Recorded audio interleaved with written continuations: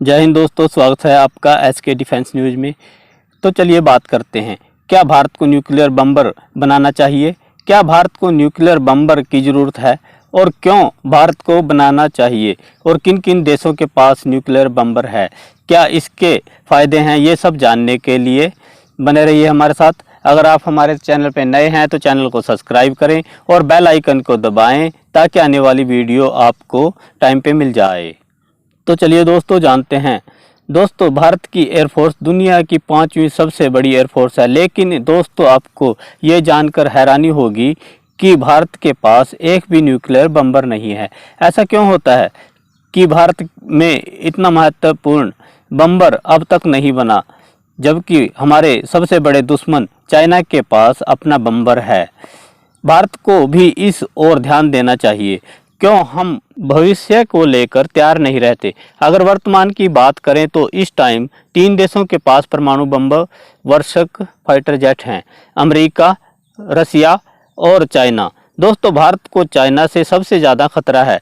वहीं पर चाइना भी अब अपना सबसे शक्तिशाली बम वर्षक HB-20 को सेना में शामिल करने जा रहा है। इससे चाइना की भारत पर पकड़ मजबूत हो जाएगी। H-20 को शामिल करना भारत के लिए बहुत बड़ा खतरा है। H-20 को शामिल करने जा रहा है चाइना। इससे चाइना की पावर बहुत अधिक बढ़ जाएगी। H-20 की बात करें तो यह बम वर्षक हैवी और स्टेल्थी प्लेन होगा। ये एक बार में कम से कम 12,000 किलोमीटर तक उड़ान भर सकता है और एक बार में 45 टन न्यूक्लियर पेलोड ले जा सकता है। दोस्तों, बम वर्षक को क्यों इतना खतरनाक माना जाता है? वो इसलिए कि मान लो चाइना H-20 अगर एक बार चाइना से टेक ऑफ करने के बाद इसका पता लगाना या रडार से पकड़ पाना बहुत मुश्किल होता है। इसकी लोकेशन का पता करना बहुत ही मुश्किल काम है और बहुत ही भारी मात्रा में न्यूक्लियर बम और दूसरे गैर परंपरागत बम भी लेकर भारी तबाही मचा सकता है। दोस्तों, अमेरिका की एक रिपोर्ट में कहा गया है कि अगर एक बार ये बमवर्षक चाइना के पास आने से चाइना की सेना की बहुत बड़ी ताकत बढ़ जाएगी। दोस्तों, अब सवाल ये उठता है कि भारत के पास भी बहुत भारी मात्रा में मिसाइलें हैं जो 5,000 से लेकर 10,000 किलोमीटर तक मार सकती हैं। यहाँ पर भारत को बम वर्षक की क्या ज़रूरत है? दोस्तों, बम वर्षक अपनी जगह होता है और मिसाइलें अपना काम करती हैं। मान लो आपने एक न्यूक्लियर बम्बिंग नहीं करनी है, आपको परंपरागत यानी कन्वेंशनल बम्बिंग करनी है और हम चाहते हैं कि दुश्मन का पूरा लैंड बेस आपको सारे के सारे को ख़त्म करना है और खाक में मिला देना है। वहाँ पर काम करता है एक बम्बर जो ये कह लें कि पूरे शहर को ही ख़त्म कर सकता है। दोस्तों, मिसाइलें कभी कभी मिस कर सकती हैं मगर बम्बर मिस नहीं करता। मिसाइल को एक बार दागने के बाद रोका नहीं जा सकता मगर बम्बर को रोका जा सकता है। मिसाइलें एक पर्टिकुलर एरिया को कवर करती हैं मगर बम्बर पूरे के पूरे शहर को ही उड़ा देता है।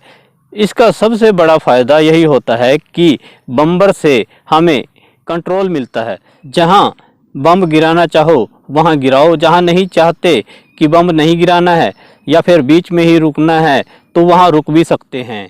दोस्तों, यही बात भारत पर भी लागू होती है। अगर हमें एक साथ चाइना के किसी शहर पर वार करना है तो वहां पर हमें बहुत सारी मिसाइलों की ज़रूरत पड़ेगी। ये हम कर भी सकते हैं। हमारे पास आजकल बहुत सारी मिसाइलें हैं जैसे अग्नि 5, अग्नि 3 और भी कई कॉन्टिनेंटल मिसाइलें हैं। दोस्तों, अगर हमें चाइना का पूरा मिलिट्री बेस ख़त्म करना है तो फिर हमें बम्बर की ही ज़रूरत पड़ेगी। दोस्तों, मिसाइलों को रडार पकड़ सकता है और उनको मार गिराया भी जा सकता है मगर बम्बर में स्टेल्थी फीचर होता है, इसको पकड़ पाना मुश्किल होता है। चाइना के पास तो पहले से ही S-300 सिस्टम है और भी कई तरह के एंटी मिसाइल सिस्टम हैं जो मिसाइलों को रोक सकते हैं। दोस्तों, एक बम्बर की कीमत लगभग 100 बिलियन होती है।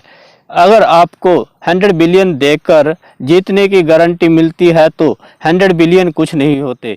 वैसे देखा जाए तो भारत के पास पहले से ही Su-30 MKI, मिराज 2000, जगुआर और रफाल हैं जो परमाणु बम ले जा सकते हैं। फिर भारत को क्या जरूरत है बम वर्षक की? दोस्तों, एक फाइटर जेट भारी मात्रा में बम नहीं ले जा सकते और दूसरा इनको डिटेक्ट करना भी आसान होता है।